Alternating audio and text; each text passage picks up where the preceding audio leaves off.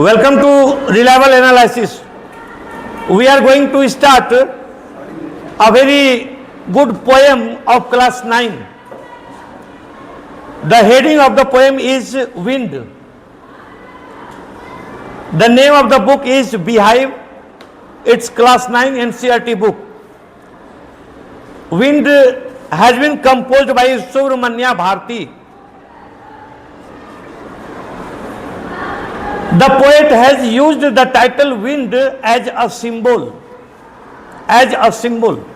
It is the symbol of adversities in life, challenges of life. जीवन में जो कठिनाइयां आती है, जीवन में जो चुनौतियां आती है, जीवन में जो विपरीत परिस्थितियां आती है, उसकी तुलना यहां पर पोएट ने विंड से की है। क्योंकि हमारे जीवन में जो चुनौतियां आती है, कठिनाइयां आती है, उसका जो नेचर होता है वो नेचर विंड से मिलता जुलता है। अगर आप मजबूत रहेंगे तो आपको कठिनाइयां, आपको चैलेंजेस, आपको एडवर्सिटीज कम परेशान करेगा। अगर आप मजबूत रहेंगे तो मजबूत हर एक दृष्टिकोण से, फिजिकली, इकोनॉमिकली, हर प्रकार से, एजुकेशनली, हर प्रकार से स्ट्रांग होने की बात हम कर रहे हैं। तो आपको लाइफ में चैलेंजेज का सामना करना भी पड़ेगा, तो फिर उसका सामना आप आसानी से कर सकते हैं। लेकिन जो इस दुनिया में कमजोर है, उसके लिए यह दुनिया नहीं बनी हुई है। चार्ल्स डार्विन ने 1859 में ही सर्वाइवल ऑफ द फिटेस्ट का प्रिंसिपल दिया था। चार्ल्स डार्विन का ये प्रिंसिपल सुने ने, सर्वाइवल ऑफ द फिटेस्ट, यानी जो फिट है वही हिट है, जो मजबूत है वही जिंदा रहेगा इस धरती पर, जो कमजोर है उसके लिए यह धरती नहीं बनी हुई है। बड़ी मछली छोटी मछली को निगल जाती है, यानी अगर आप स्ट्रांग रहिएगा तो आपको जिंदगी में चैलेंजेस का सामना नहीं करना पड़ेगा। लेकिन अगर आप वीक रहिएगा तो कठिनाइयों के भांवर जाल में फंसे रहिएगा। पोएट ये कहने का प्रयास कर रहा है, और इसके लिए poet has used a figure of speech called symbolism.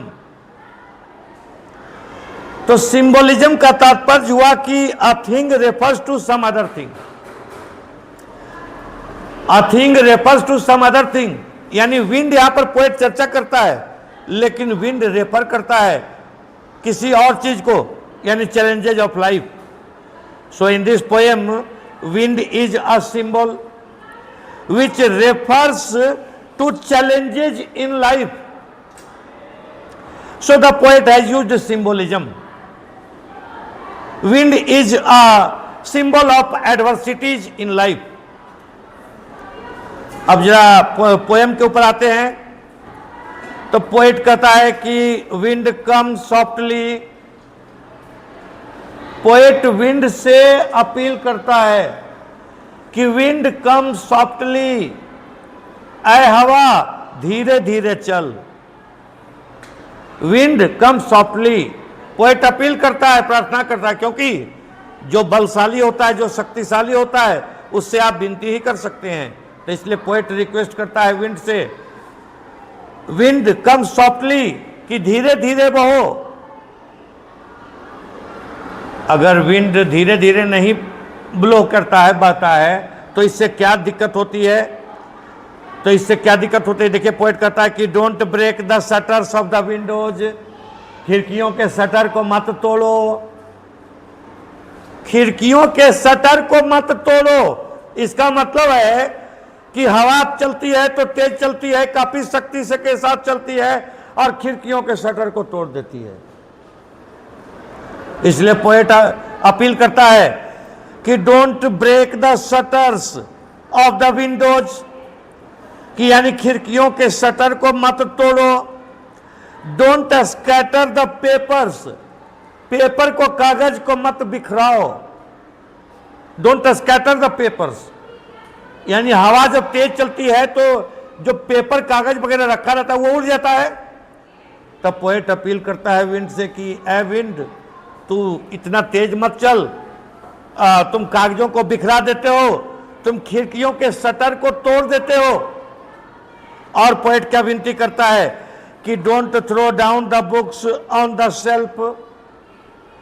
अलमीरा में जो बुक्स रखा हुआ है तुम उसको गिरा देते हो, तो डोंट थ्रो डाउन, तुम उसको गिराओ मत। The books on the shelf, जो अलमीरा में रखा हुआ है बुक्स, उसको तुम गिराओ मत। और पोएट हवा के साथ आदमी की तरह बात कर रहा है, कन्वर्सेशन करता है, कहता है there look what you did, देखो तुमने क्या किया। पोएट कहता है विंड को कि देयर लुक, ये देखो तुमने क्या किया। व्हाट यू डिड, तुमने क्या किया। You through them all down, तुमने सब कुछ को नीचे गिरा दिया, किताब वगैरह को सबको नीचे गिरा दिया, सब उलट पलट कर दिया। अब जरा इस पैराग्राफ में 2 लाइन और बचा हुआ है कि you tore the pages of the books, तुमने बुक के पेज को फाड़ डाला। यू ब्रॉट रेन अगेन, और तुम फिर से वर्षा करवा दिए। यानी हवा जब प्रवाहित होती है तो क्या होता है, इससे वर्षा भी होने लगती है। तो कहता है तुमने बुक का पेज फाड़ डाला और तुमने वर्षा करा दी। You brought the rain again. Now we have to describe different figures of speech used in this poem. तो सबसे पहला फिगर ऑफ स्पीच है एनाफोरा। क्या बोले, anaphora. The figure of speech is anaphora has been used here. Anaphora कहता है कि an anaphora is a figure of speech when a particular word is repeated at the start of 2 or more consecutive lines। फिर से समझिए, anaphora का तात्पर्य एक ऐसे फिगर ऑफ स्पीच से है जिसके अंतर्गत अ पार्टिकुलर वर्ड, एक खास शब्द इज रिपीटेड, उसका रिपीट होता है। कहां रिपीट होता है, एट द स्टार्ट ऑफ 2 और मोर कंसेक्यूटिव लाइन्स, 2 या 2 से अधिक लाइन में लगातार अगर शुरू में एक ही वर्ड हो, 2 या 2 से अधिक लाइन का शुरुआत अगर एक ही वर्ड से होता हो तो इस फिगर ऑफ स्पीच को क्या कहा जाएगा, एनाफोरा। अब आप बतलाइए यहां पर कौन सा वर्ड का रिपीटिशन हो रहा है। देखिए फिर से पोएम हम आपको पढ़ के बतला रहे हैं। Wind come softly, don't break the shutters of the windows, don't scatter the papers, don't throw down the books on the shelf. Don't सिर्फ डोंट हो रहा है। फिर से समझिए एनाफोरा को। एनाफोरा का तात्पर्य एक ऐसे फिगर ऑफ स्पीच से है जिसके अंतर्गत 2 या 2 से अधिक लाइन की शुरुआत एक ही शब्द से होती है। समझे, जब 2 या 2 से अधिक लाइन की शुरुआत एक ही वर्ड से होती है तब इसको एनाफोरा कहा जाता है। यहां पर बार बार डोंट से शुरू हो रहा है ना लाइन जी, तो इसलिए ये एनाफोरा हुआ। दिमाग यहीं पर रखो। तो पोएट कहता है कि डोंट ब्रेक द शटर्स, तुम खिड़कियों के शटर को तो एनाफोरा हम लोगों ने समझा जिसके अंतर्गत किसी खास वर्ड से 2 या 2 से अधिक लाइन की शुरुआत होती है। यहां पर लगातार 3 लाइन्स का बिगिनिंग हो रहा है एक ही वर्ड से, don't break the shutters of the windows, don't scatter the papers, don't throw down the books on the shelf. इस पैराग्राफ में नेक्स्ट फिगर ऑफ स्पीच है वो है पर्सोनिफिकेशन। पर्सोनिफिकेशन का डेफिनेशन है कि a personification is a figure of speech in which an inanimate object is characterised as a human being. फिर से समझिए, व्हेन एन इनएनिमेट ऑब्जेक्ट, यानी जब कोई निर्जीव चीज इज कैरेक्टराइज्ड, उसका चित्रण किया जाता है एज ए ह्यूमन बीइंग, एक आदमी की तरह उसका चित्रण किया जाता है, then this figure of speech is called a personification. तो हवा जो है एक निर्जीव चीज है, लेकिन पोएट ने हवा के साथ यहां पर कन्वर्सेशन यानी टॉकिंग पोएट ने किया है। तो इसका मतलब है कि ये पोएट ने जानबूझ करके पर्सोनिफिकेशन का यूज किया है। देखिए पोएट क्या कहता है, you tore the pages of the books, तुमने बुक का पेज फाड़ डाला है। तो यू प्रोनाउन का इस्तेमाल किया है। यू प्रोनाउन का यूज होता है किसके लिए? ह्यूमन बीइंग के लिए। ह्यूमन बीइंग के लिए सेकंड पर्सन का प्रोनाउन है यू, और पोएट ने यहां यू का इस्तेमाल किया है। अगर निर्जीव चीज के लिए करना रहता तो पोएट को करना चाहिए था ईट का इस्तेमाल, लेकिन ईट के बजाय पोएट ने यू का इस्तेमाल किया है जानबूझ करके। ये फिगर ऑफ स्पीच पर्सोनिफिकेशन है। तो पर्सोनिफिकेशन का यहां पर इस्तेमाल किया गया है पोएट के द्वारा। यू टोर द पेजेज, तुम बुक के पेज को फाड़ डालते हो। यू ब्रॉट रेन अगेन, तुम फिर से बारिश करवा देते हो, तुम वर्षा बार बार करवाते हो। और इसके लिए भी पोएट ने पर्सोनिफिकेशन का यूज किया है। अब नेक्स्ट स्टैंजा में है कि you are very clever at poking fun at weaklings. फिर देखिए पर्सोनिफिकेशन का यूज हो यहां पर पोएट के द्वारा किया जा रहा है। कहता है यू आर वेरी क्लेवर, तुम बहुत चालाक हो। तो चालाक आदमी ना होता है, तो हवा को पोएट कर रहा है कि तुम बहुत चालाक हो। चलिए, इसका मतलब पर्सोनिफिकेशन का यूज किया गया है। विंड को पोएट कैरेक्टराइज कर रहा है आदमी की तरह। तो पोएट क्या कहता है कि यू आर वेरी क्लेवर, तुम बहुत चालाक हो। किस चीज में चालाक हो? तो at poking fun at weaklings. Weaklings यानी जो कमजोर है, जो कमजोर है उसका तुम मजाक उड़ाते हो। एट पोकिंग फन यानी जो कमजोर है उसका तुम मजाक उड़ाते हो, उसको पोकिंग करते हो, उंगली करते हो, उसको चिढ़ाते हो तुम। पोएट कहता है विंड को कि जिसको जो कमजोर है उसको तुम पोकिंग करते हो, उसको तुम चिढ़ाते हो, उंगली करते हो, उसका तुम मजाक उड़ाते हो। ये पोएट कहता है कि तुम कमजोर को सताते हो। You are very clever at poking fun at weaklings. Weaklings यानी जो कमजोर लोग हैं, तो कमजोर लोगों का मजाक उड़ाते हो तुम। ये दुनिया का दस्तूर है कि लोग कमजोर को सताने का कोशिश करते हैं, और विंड भी ऐसा करता है। तो विंड आदमी नहीं है, wind is a natural force. लेकिन फिर भी अगर विंड ऐसा करता है तो इसका मतलब है कि पोएट विंड को पर्सोनिफाई कर रहा है। इसका मतलब है कि यहां पर फिगर ऑफ स्पीच पर्सोनिफिकेशन का यूज हो रहा है। तो पोएट कहता है कि you are very clever at poking fun at weaklings, यानी फिर यहां पर पर्सोनिफिकेशन का यूज हुआ है। यू प्रोनाउन का यूज किया है पोएट ने। तो किस प्रकार से कमजोर को विंड परेशान करता है ये देखिए। तो फ्रेल क्रम्बलिंग हाउसेज, फ्रेल मतलब काफी वीक, जो जल्दी ही टूटने वाला, विध्वंस होने वाला हो। तो फ्रेल क्रम्बलिंग हाउसेज, क्रम्बलिंग यानी फॉलिंग यानी गिरते हुए। तो जो फ्रेल है, गिरते हुए, हाउसेज यानी जो कमजोर है, जो घर बिल्कुल जर्जर है और चरमरा करके गिरने की स्थिति में है, तो उसको परेशान करता है विंड। तो frail crumbling houses, crumbling doors,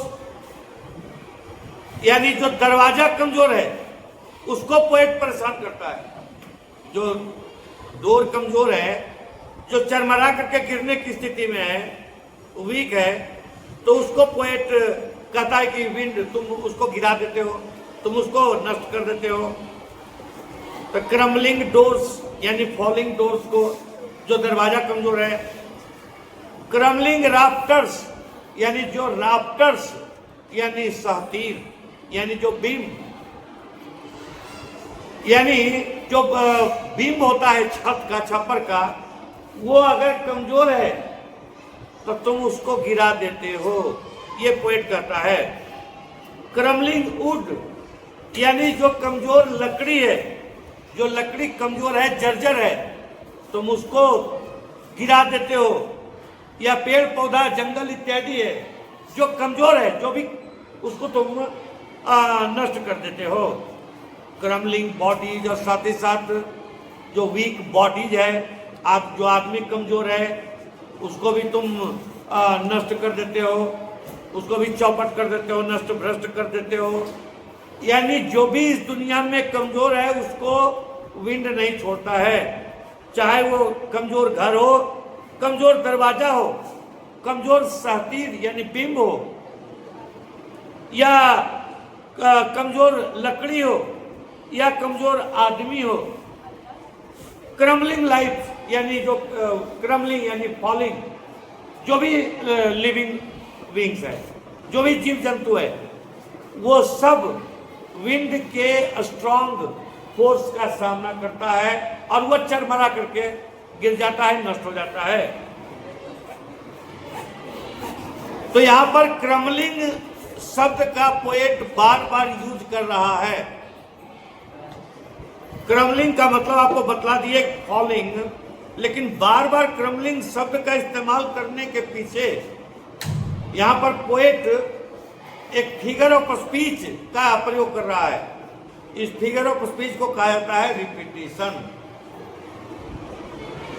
तो रिपीटिशन का डेफिनेशन समझिए कि repetition is a figure of speech when a word is repeated to pay emphasis. जब किसी खास चीज के ऊपर, जब किसी खास बात के ऊपर जोर देने के लिए कोई एक शब्द बार बार रिपीट होता है तो इसको रिपीटिशन कहा जाता है। क्रम्बलिंग शब्द का बार बार इस्तेमाल करके poet repetition figure of speech का इस्तेमाल कर रहा है, और इसीलिए पोएट बार बार क्रम्बलिंग वर्ड का इस्तेमाल कर रहा है, यानी एडजेक्टिव के रूप में क्रम्बलिंग का इस्तेमाल कर रहा है। तो देखिए पोएट कहता है कि frail crumbling houses, crumbling doors, crumbling rafters, crumbling wood, crumbling bodies, crumbling life, यानी जो भी कुछ क्रम्बलिंग है, जो भी कुछ चरमरा करके नष्ट होने वाला है, उसको विंड जो है नहीं छोड़ता है। क्रम्बलिंग हार्ट्स, और जिसका दिल भी कमजोर है उसको भी विंड जो है नष्ट कर देता है, उसको भी नहीं छोड़ता है। यानी जो भी कमजोर है उसको विंड नष्ट करने का काम करता है। इसका मतलब है कि पोएट ये कहना चाहता है कि अगर इस दुनिया में जीना है तो मजबूत होकर के तुम रह सकते हो, क्योंकि कमजोरों के लिए आपको शुरू में ही बतलाए थे चार्ल्स डार्विन का ये जो थ्योरी है सर्वाइवल ऑफ द फिटेस्ट, कि कमजोरों के लिए ये धरती नहीं बनी है, चार्ल्स डार्विन ने कहा था। उसी भावना को यहाँ पर व्यक्त करने का प्रयास पोएट के द्वारा किया जा रहा है। कहता है कि जो भी क्रम्बलिंग है, जो भी फॉलिंग है यानी वीक है, उसके लिए ये धरती नहीं बनी हुई है, और विंड को कह रहा है कि तुम सबको नष्ट कर देते हो, जो कमजोर होता है उसको नष्ट कर देते हो, चाहे वो कमजोर घर हो, कमजोर दरवाजा हो, कमजोर बीम हो यानी पिलर हो, या कमजोर लकड़ी हो, कमजोर आदमी हो, या कमजोर कोई जीव जंतु हो, या कमजोर किसी का दिल हो। अगर किसी का दिल भी कमजोर होता है तो हार्ट अटैक हो जाता है, हार्ट का प्रॉब्लम हो जाता है। तो हवा जब तेज चलती है तो वो कमजोर घरों को, दरवाजों को और राफ्टर्स को यानी बीम को और कमजोर जीव जंतुओं को नष्ट करने का काम करती है। कमजोर दिल के जो व्यक्ति हैं वो भी उसका मुकाबला नहीं कर पाते हैं। आप लोग सुने होंगे कि जब तेज तूफान आता है तो कितने लोग मर जाते हैं, सुने हैं ना। तो पोएट का यही कहना है कि तुम कमजोर दिल वाले लोगों को भी जो है नष्ट कर देते हो, यानी तुम कमजोरों को सताने वाले हो। तो ये दुनिया का दस्तूर है, जो कमजोर रहता है उसको कोई नहीं सताता है, जो मजबूत रहता है उसको कोई नहीं सताता है। पोएट अपने इस पोएम के माध्यम से एक मैसेज देना चाह रहा है कि अगर आपको इस दुनिया में सरवाइव करना है, फ्लोरिश करना है, तो अपने आप को स्ट्रांग बनाइए। नहीं तो अगर कमजोर आप रहिएगा तो फिर जो चैलेंजेज है लाइफ का, जो एडवर्सिटीज है, जो एडवर्सरीज है यानी प्रतिकूल परिस्थितियां हैं, या जो आपके दुश्मन हैं, जो आपके विरोधी हैं, वो आपको फिर जीने नहीं देंगे। पोएट कहता है कि the wind God, poet wind को गॉड कह रहा है, भगवान कह रहा है कि हे हवा देवता, हे विंड गॉड, विनोज यानी तुम विनोइंग का काम करते हो, यानी अनाज से भूसा को अलग कर देते हो। अनाज से भूसा को अलग करता है ना हवा, हवा के माध्यम से ही ना अनाज को अलग किया जाता है। गेहूं को अलग किया जाता है भूसा से, या चावल को अलग किया जाता है भूसा से, तो हवा की सहायता से किया जाता है। तो पोएट कहता है कि द विंड गॉड विनोज, यानी विंड जो है वो भगवान है, और वो क्या करता है तो विनोइंग का काम करता है, यानी जो है भूसा को अलग करने का काम करता है अनाज से। तो wind god winnows and crushes them all, और बाकी को कुचल करके रख देता है। जो कमजोर रहता है उसको विंड गॉड जो है वो कुचल डालने का काम करता है। चाहे वो कमजोर घर हो, कमजोर दरवाजा हो, कमजोर खिड़कियां हो, कमजोर जीव जंतु हो, या कमजोर दिल का आदमी हो, कमजोर लकड़ी हो, हर एक चीज को विंड गॉड जो है कुचल डालने का काम करता है। अब यहां पर इस लाइन में देखिए फिगर ऑफ स्पीच एलिट्रेशन का यूज हुआ है। एलिट्रेशन का तात्पर्य एक ऐसे फिगर ऑफ स्पीच से है जिसके अंतर्गत repetition of consonant sound takes place in close connection. When repetition of consonant sound takes place in close connection, then it is called alliteration.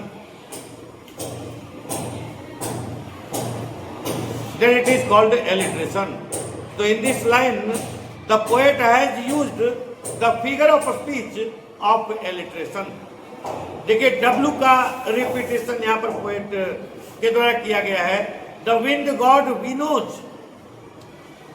W has been repeated in close connection and that's why it's an alliteration. Poet कहता है he won't do what you tell him.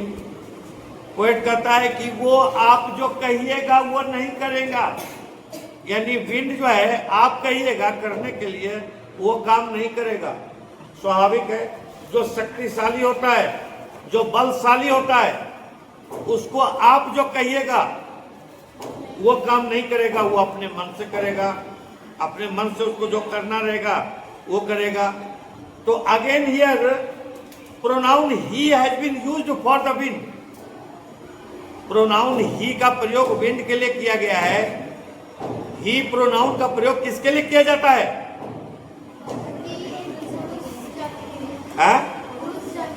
पुरुष जाति के लिए, एक mail individual के लिए pronoun he का यूज किया जाता है।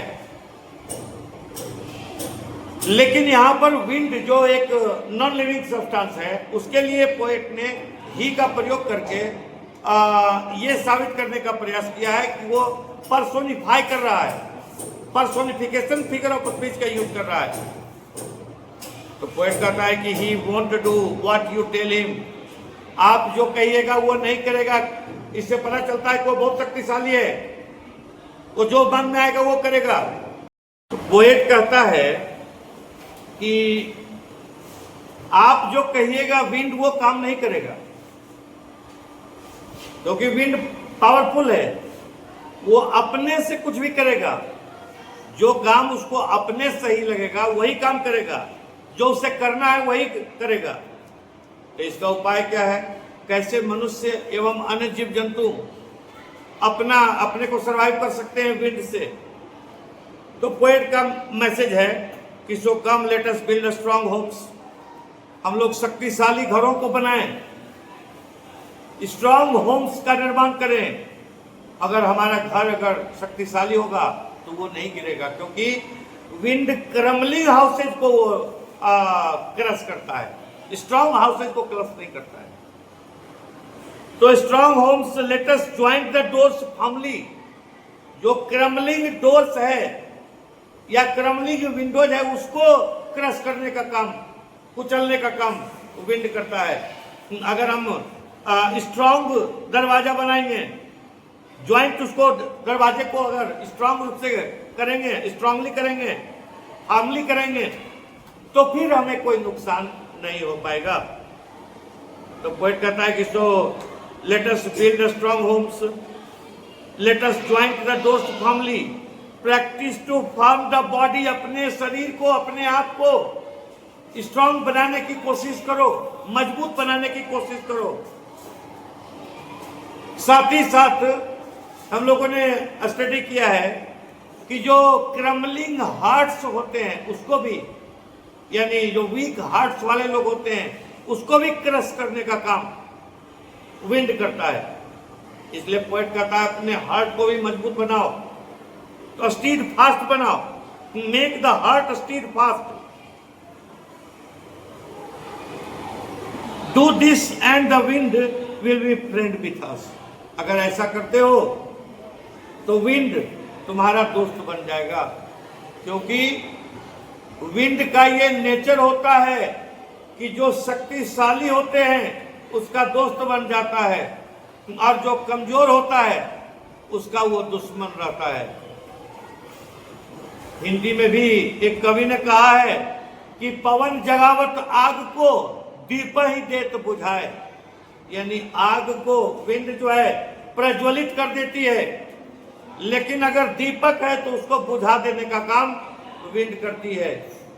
और इस प्रकार से अगर हम अपने आप को स्ट्रांग करें, अपने हार्ट को मजबूत बनाएं, तो फिर विंड के नुकसान का सामना कर सकते हैं। तो the wind will be friend with us. The wind blows out weak fires. अगर कमजोर आग होता है तो उसको विंड बुझा देने का काम करता है, लेकिन अगर आग बड़ा होता है, पावरफुल होता है, तो उसको प्रज्वलित कर देने का काम करता है। तो विंड ब्लोज आउट यानी हवा बुझा देती है वीक फायर्स, कमजोर आग को। He makes strong fires roar and flourish, यानी अगर फ्लॉरिश करने का काम, उसको धधका देने का काम विंड करता है। He makes strong fire roar and flourish. तो इस तरह से अगर हम अपने आप को स्ट्रांग बनाते हैं तो पोएट का मैसेज है कि हम अपने एडवर्सिटीज से, चैलेंजेस से, मुश्किलों की परिस्थितियों से निपट सकते हैं लाइफ में।